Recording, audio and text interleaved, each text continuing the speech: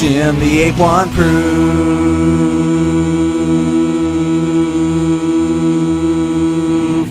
Hello again, humans. It is I, Jim the Ape, and today I'm going to be doing something a little different in a number of ways. The first is that I'll be responding to two videos in one, so it technically doesn't count as the same turd twice. The second reason this is a bit different is that instead of responding to your average YouTuber, the person I'm going to be using clips from is a big-time Hollywood actress. Well, at least on the small screen. And the third and final reason is that the two videos in question cover different topics. So let's go in chronological order and get this thing started.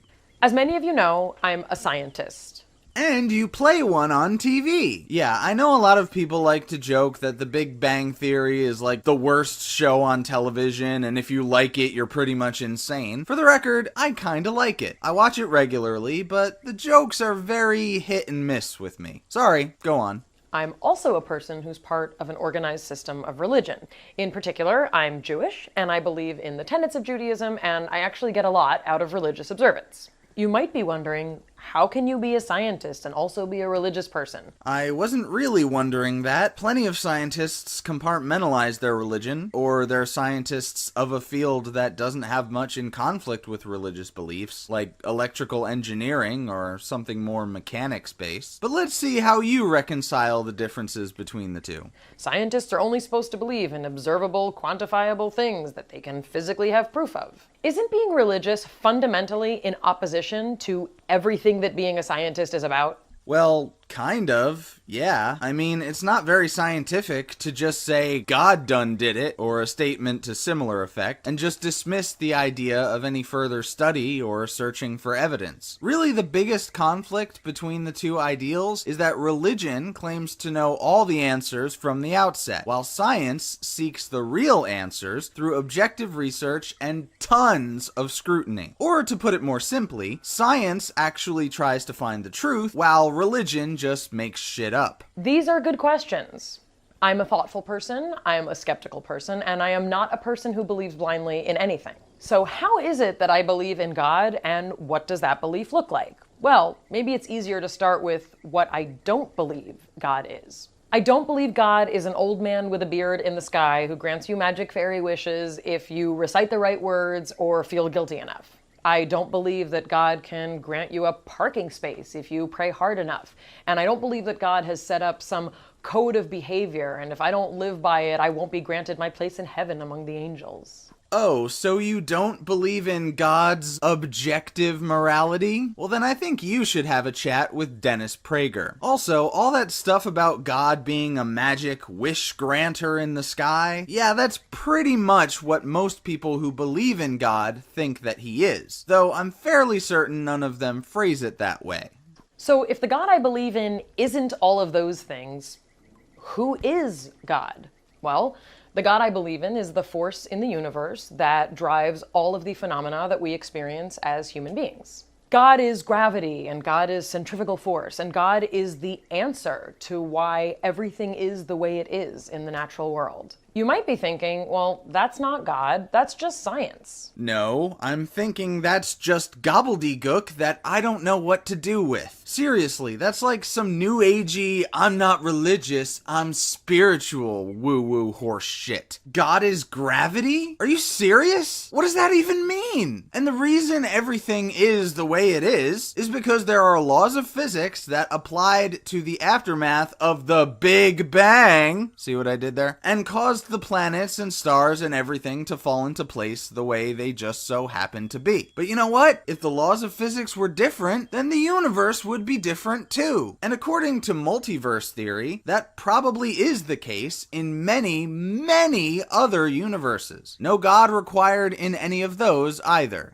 I guess you're right, but in my cultural and religious tradition that goes back thousands of years, we have a tremendous sense of gratitude and humility for our place in the natural and scientific world. Understanding equations that describe gravity and pressure and force and torque is science, and that's amazing. But having a spiritual connection with that information, so much so that it brings you to your knees because it is so unbelievable, is meaningless. It's completely subjective, beyond irrelevant, and at the end of the day, it means jack fucking shit. You know that 2 + 2 = 4, regardless of how that makes you feel, right? Well, the same is true for scientific facts and the existence or non-existence of a god. There is an objective reality, and it doesn't change based on your whims. So you can believe all you want, but that doesn't make it so. And about culture and traditions, that's all well and good if that's what floats your boat, but it has absolutely nothing to do with whether or not a god exists. Contrary to popular belief, billions of people can be wrong, regardless of how old or how new their ideas are. That's why science relies on more than just feelings and traditions. Is what it means to have a relationship with God. I also ascribe our ability to think, to reason, to love, to build, to create as divine, because it's amazing that we exist. So everything good in the world is God, basically. Yeah, I've heard this bullshit before. Now, imagine there's a puddle in the street, somewhere in a pothole or some kind of dent in the ground. Say that puddle has sentience and conscious thought, and it thinks to itself, wow, this hole in the pavement was made just for me. It's amazing how I fit so perfectly inside it. So it must have been designed for me. And then a car drives right through it, hydroplaning and sending the puddle flying into the air in a scattered mist. You're that puddle right now. The tire hasn't come screeching into you yet, but it will. That tire is coming for all of us. Like, do you ever get that feeling like, oh my gosh, I can't believe we exist? I get that feeling all the time. A closeness with a notion of God gives me the opportunity to experience myself as a spiritual being and not just a physical or a mental one. But having a relationship with God gives me a chance to understand my inner world in a way that can't be measured by inches or SAT scores or HDL-LDL ratios or by diplomas hung on the wall commemorating learned information.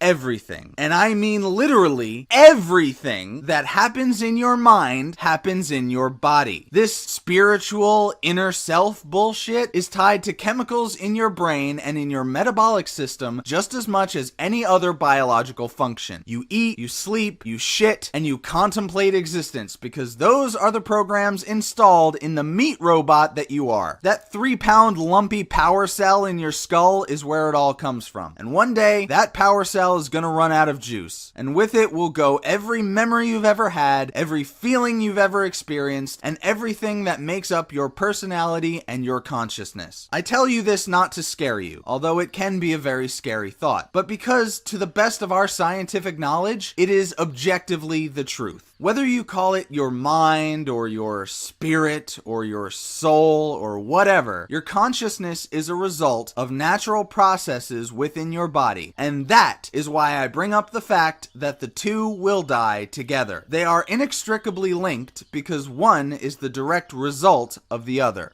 It can be measured by the way it feels when you read a poem or a psalm and you feel like someone out there understands you and there is a purpose to continuing your existence. By definition, feelings cannot be measured, nor can things be measured by feelings. It sounds like all you've got is wishful thinking. Oh, and a little bit of cultural traditions mixed in there as well. It can be measured by the way it feels when your stomach flip-flops over and drops to the ground when you stare into the eyes of someone that you want to spend the rest of your life with. It can be measured by the enormity of emotions you feel when you look at the Milky Way or when your baby smiles at you for the first time.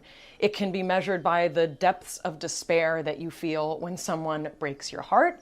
And it can also be measured by the hope you feel when you know that you will love again. See previous response. So what do I get from religion? Well, my religious practice gives me discipline. It's normal and healthy for human beings to have boundaries, and I guess to what extent you want them is kind of up to you. So it's good because people need structure? People can have order and discipline in their lives without believing in ancient fairy tales written by desert tribes, you know? For me, my religious tradition helps me to think hard about decisions I make. I only eat certain foods.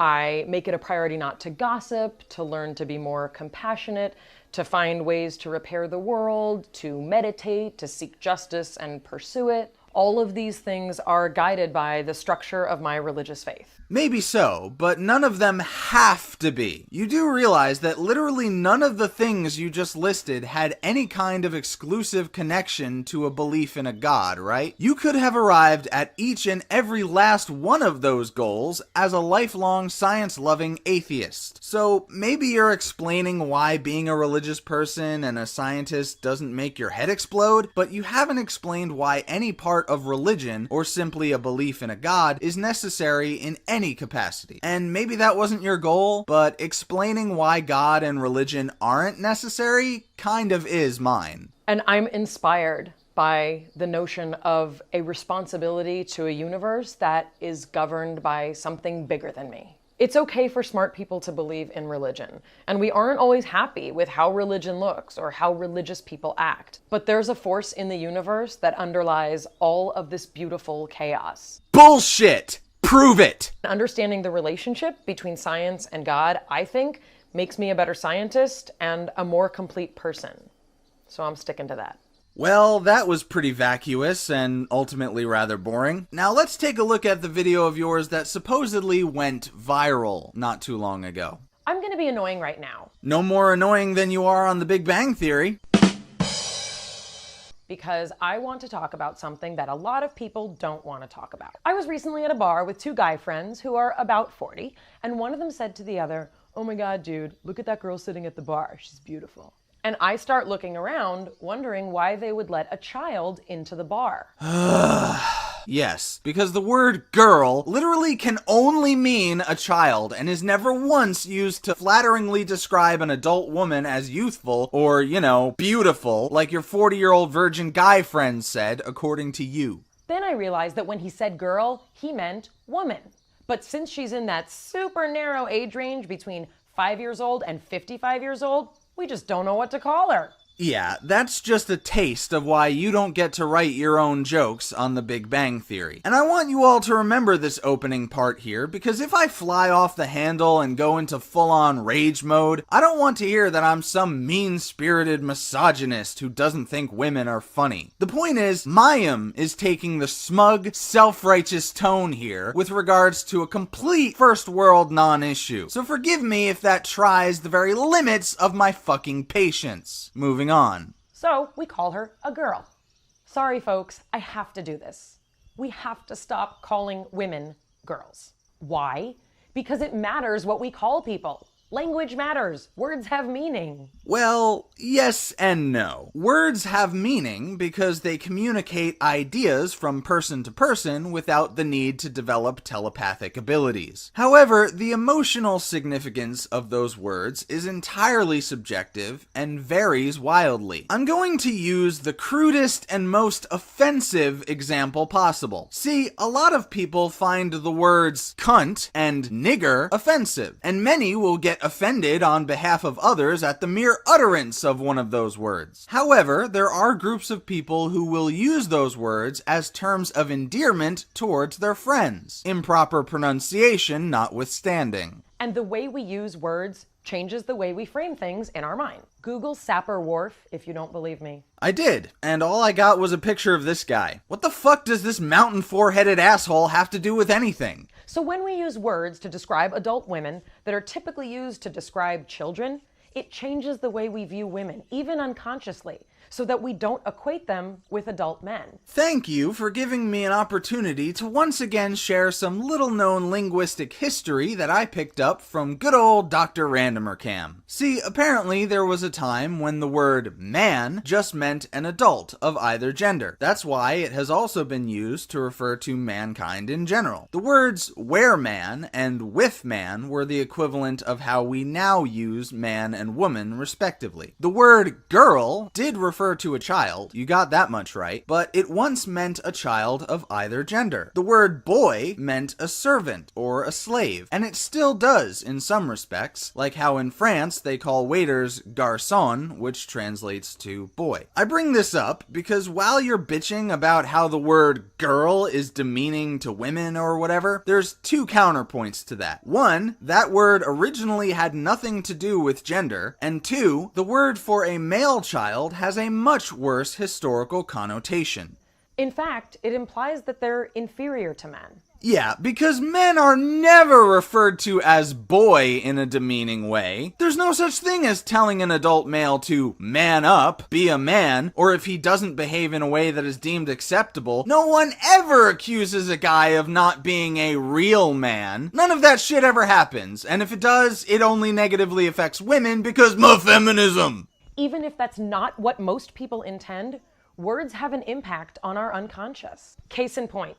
You would never say to someone, go ask that boy behind the bank counter if the notary's here today. Are you high? I hear shit like that all the fucking time! And you know what? I don't care! I could not give less of a shit! You see, the thing is, sometimes people use these words associated with children to communicate the youth of the person in question. Often older people will talk like that because they're essentially saying that the person is significantly younger than they are. And guess what? Women tend to be more insecure about their age than men are. So you would think that someone using language in a way that implies that they're young would be a compliment to most women. But not this crusty old cunt. Hey Mayim, how does being called a girl compare to being called old? We never call men boys because it's demeaning and emasculating. What rock do you live under, Mayim? People call men boys all the time, and it doesn't matter. Just like it doesn't matter that people call women girls. I mean, if you ask me, I'd say men have more of a reason to complain, as I explained before, but it doesn't matter either way. And are there women who don't mind being seen as diminutive because they think that men should be in charge and that they should be tender and delicate?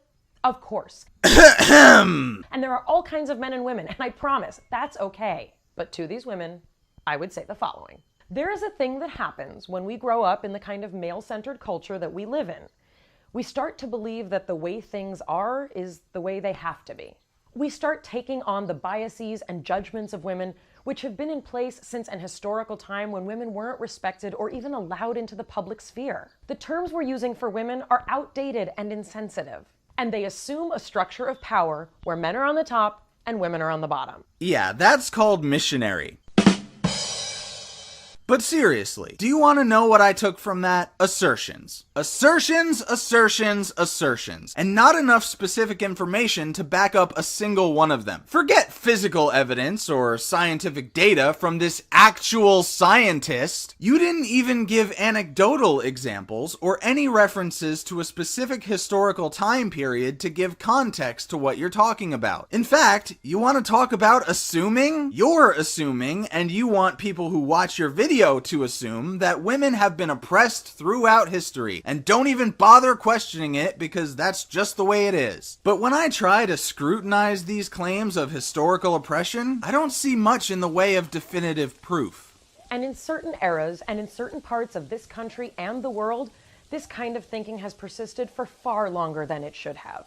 And we know better now. It's up to us to change this narrative. I agree. If by this narrative, you mean the female victimhood narrative that's being perpetuated by third-wave feminism, social justice warriors, Hollywood, the news media, politicians, etc. Are some women victims of oppression? Yes. Are all women victims of oppression? No. And more on topic, are women oppressed by words when you refer to one or more of them as a girl or girls? Fuck no! To those of you who call women girls, I say this.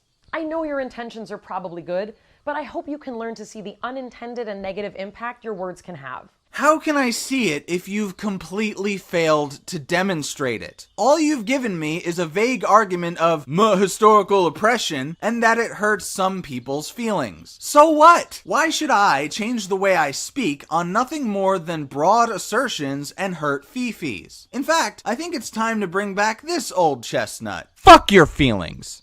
Fuck my feelings. Fuck everyone's feelings. Feelings don't matter. And if you're feeling confused about whether or not to call someone a girl, let me help you out. Here's how it goes. Decide if the human being in front of you is in fact a girl. Indications that she may in fact be a woman are a high school diploma, a job, a car she pays insurance on, a mortgage, a home she calls her own, or a 401k. Girls tend to be under the age of 18 and typically live with their parents. Being a mom is usually a very strong indication that someone is in fact a woman.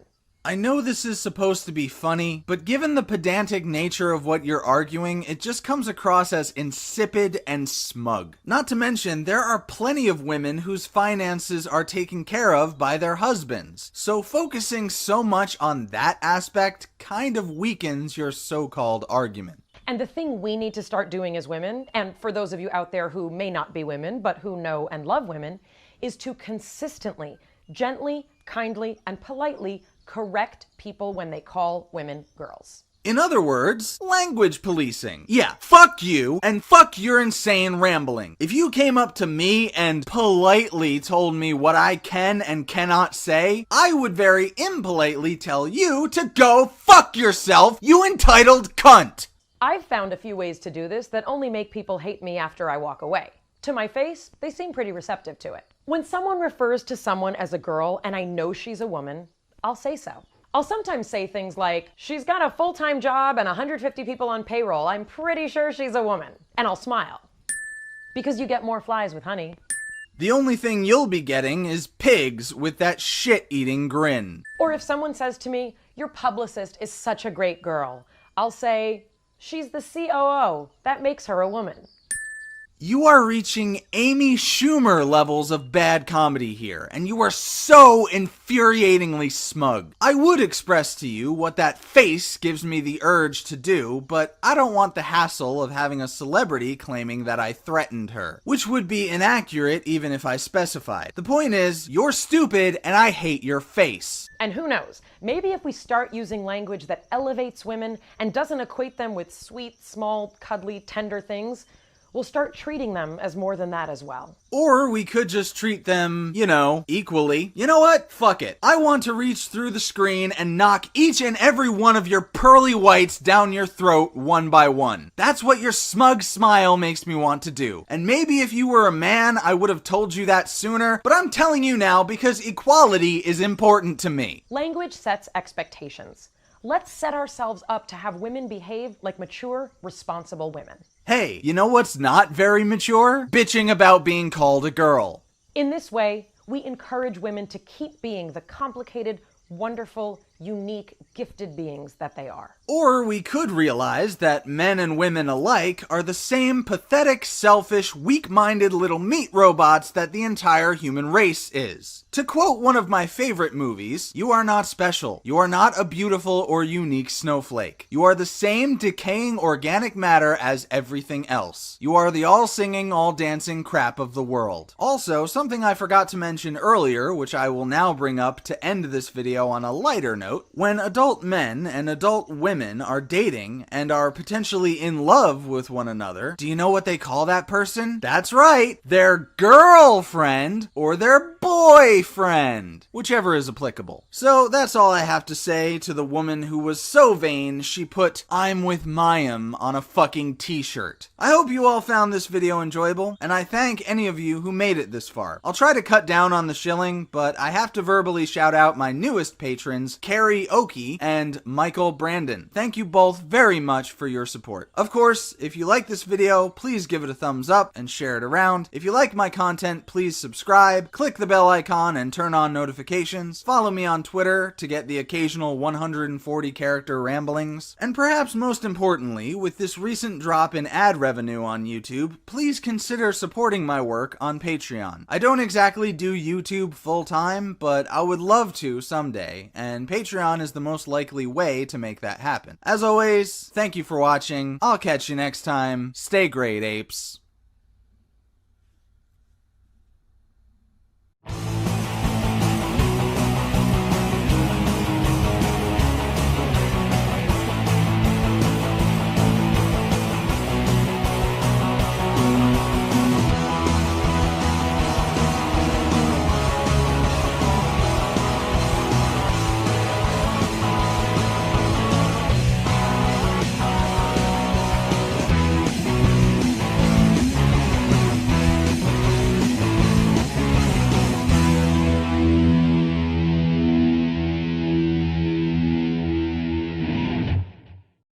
Wrestle to the ground, God help me now, 'cause it just goes breaking hearts and eyes bright, uptight, just girls.